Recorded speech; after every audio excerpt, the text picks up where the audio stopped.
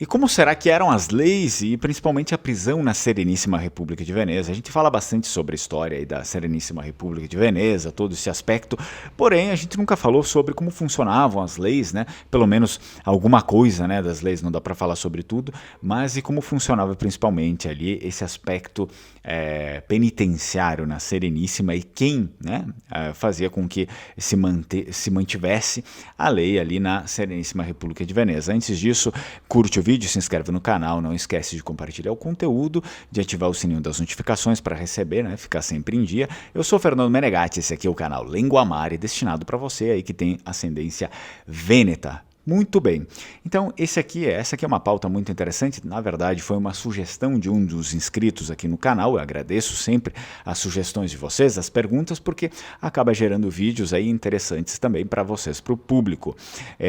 Eu acredito que essa é uma parte muito importante, também interessante para falar para vocês, que a Sereníssima na verdade não tinha leis escritas, né? Isso daqui, se vocês conseguirem buscar aí num vídeo que eu fiz com o doutor Piero Favero, ele escreve bastante sobre história vêneta, ele menciona também isso, era tudo segundo a tradição, então isso era muito oral, na verdade, as leis eram uma coisa muito oral na Sereníssima República de Veneza, por isso que existiam senadores, né, figuras que mantiveram as leis tradicionalmente intactas, digamos de modo oral, por 1100 anos, até antes disso se tinha leis por via oral no Vêneto.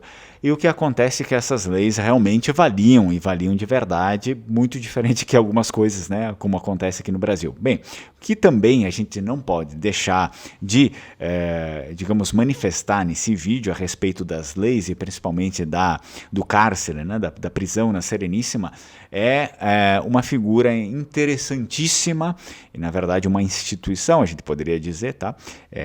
Cheia de poderes que foram dados pela própria Sereníssima República de Veneza. Estamos falando sobre os Senhores da Noite. Essa é uma figura misteriosa. Eles existiram, os Senhores da Noite, e eram policiais daquela época. Eu separei algumas coisas interessantes para nós aqui. Olha só, o sistema de justiça em Veneza, né, no século XVI. Veneza, então, ela tornou-se um centro comercial, né, como a gente sabe, mas também teve problemas de criminalidade. A gente enfrenta isso com as nossas cidades hoje em dia, né, sabe muito bem. Se torna muito atrativo, próspero, e com a prosperidade vêm os problemas. Nos primórdios, quando a cidade ainda estava sob o controle do Conselho Ducal, os Senhores da Noite tinham a missão de levar os criminosos à justiça, tá? Quem são os Senhores da Noite? Que isso aqui é uma coisa muito pontual para nós, né? Espécie de precursores dos modernos departamentos de polícia. Então era uma coisa até bem modernosa para aquela época, vamos dizer assim, né? Seus membros tinham o poder de prender pessoas que cometiam crimes ou eram acusadas por testemunhas ou vítimas, não precisavam de mandados para prender alguém e eles também poderiam usar a tortura se necessário, tá? Então, se a pessoa realmente era acusada de alguma coisa e não quisesse ser presa, eles poderiam, enfim, utilizar diversos recursos aí para levar a pessoa para a prisão.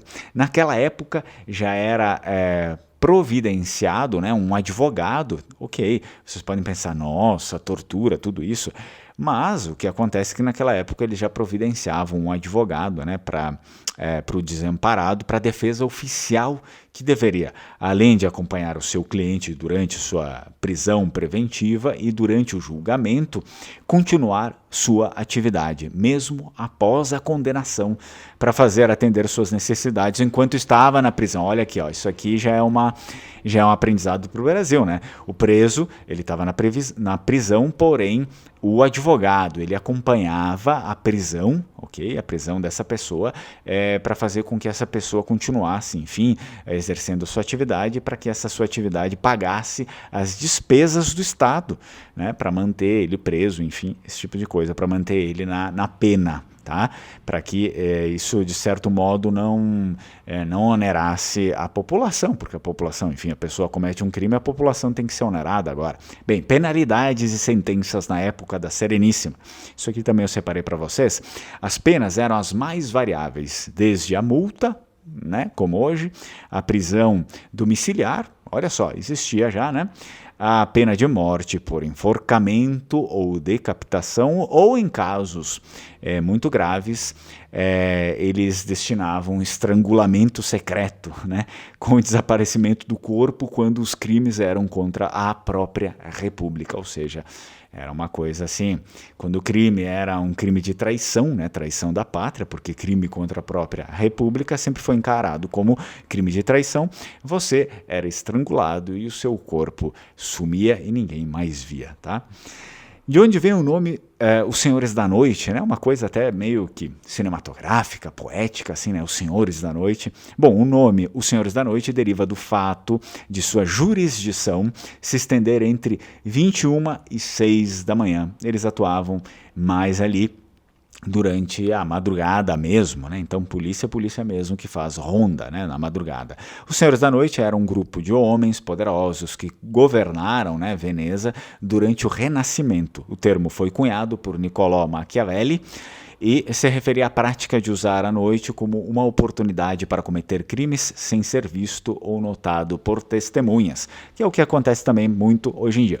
Os membros do conselho, então, trabalhavam durante o dia, né, para resolver os crimes, eram detetives, né, e levar os perpetradores à justiça, mas à noite saíam pelas ruas e becos escuros de Veneza para surpreender os que cometiam um crime. Olha só que belo romance, daria aí belo livro, né?